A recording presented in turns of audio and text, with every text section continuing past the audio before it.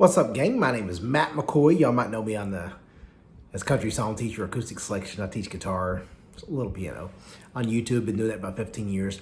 People ask me all the time about the firewood business my boys and I have. We here in Raleigh, North Carolina sell firewood and stuff. We've been doing it for I think this is our third year.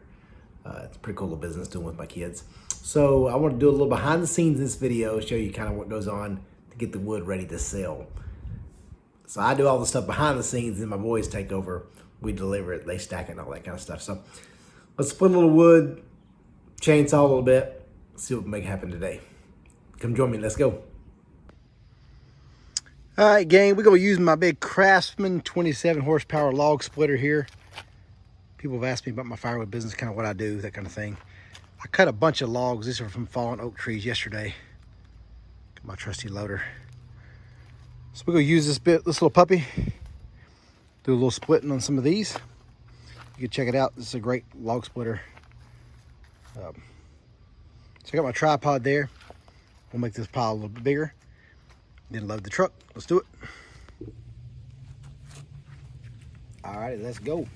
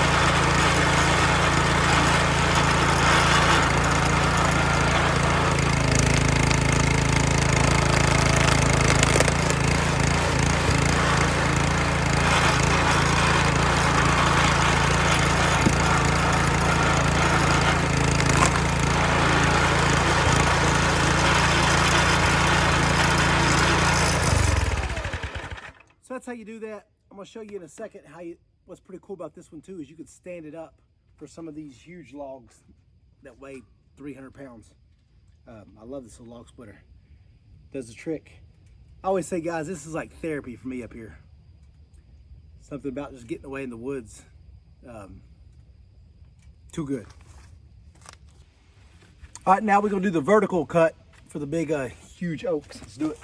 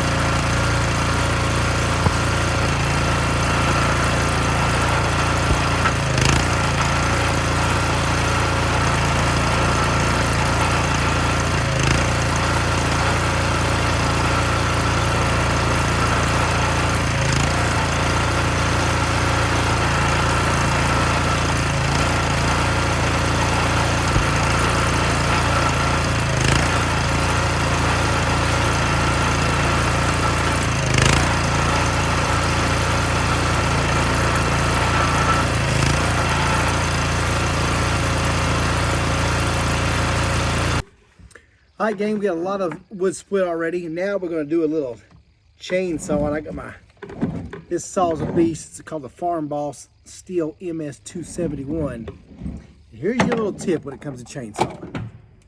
You want to make sure that blade is good. Now, some of y'all might be advanced and you're good at sharpening blades, that kind of thing. But I'm telling you, at least in my experience, if you have a lot of wood to cut that day, like a bunch of big trees, get a new blade. It's going to save you so much time. I think this blade is expensive. It was 30 bucks with Ace Hardware. But I'm telling you, these trees I'm going to cut today are huge. And it is going to absolutely just mow through those things. So it's going to be easily worth my time if you start calculating how much you're going to do per hour, that kind of thing. This bolt stuck on there. So I guess it's going to take a little time. Obviously at first, changing the blade, getting your setup all right, but I promise you, you're going to love it when you're zipping through the wood. So let me put this blade on here. We'll go cut some big oak. I'll show you how this puppy works. Let's go. All right, gang, we get the blade on. This is a good day for a tree guy. New blade, Farm Boss, steel chainsaw. We go whip this big old oak tree. Like I said, it's about 2.5 foot diameter. Let's see what we can do with this puppy.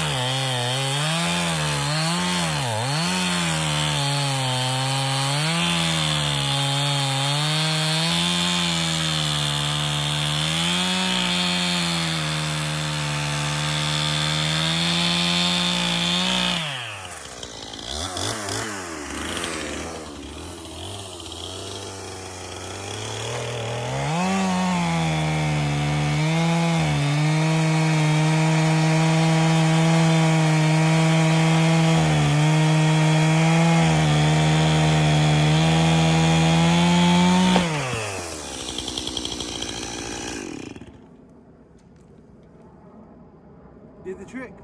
The biggest tip I would give someone, this is a big hardwood tree. That was a big saw or whatever. Couple things. You can never let, if you're new to chainsaw, never ever let that blade touch the dirt. The second it touches the dirt, it's shot. And your blade's, even same thing with a rock. A rock or dirt, it's game over. So you want to always just keep it just in the wood.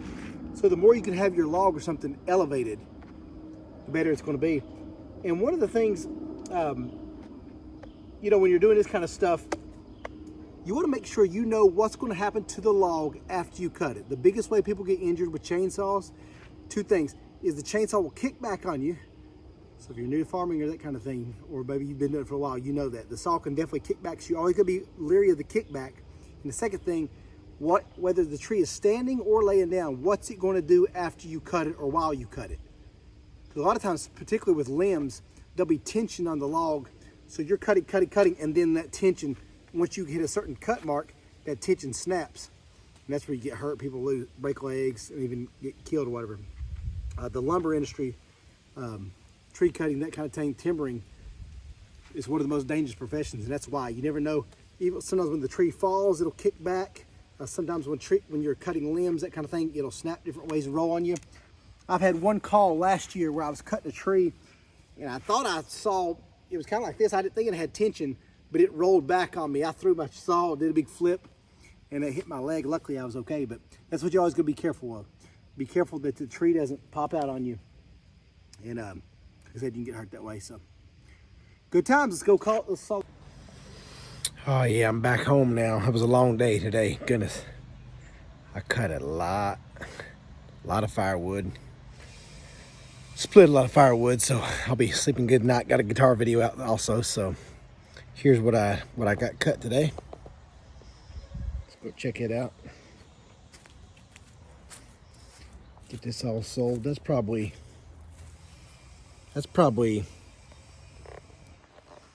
$600 of firewood, something like that. It's all oak. I used to actually split it all by hand. I did like the first 8 or 10 loads by hand. That'll work you silly. So anyway, guys, hope y'all enjoyed the day. Seeing what we do, seeing how I handle the firewood business. I'll try to do more videos if y'all like stuff like this and kind of tractors and farming, that kind of stuff. So let me know if you want to see more of these and we'll make it happen. Let's go.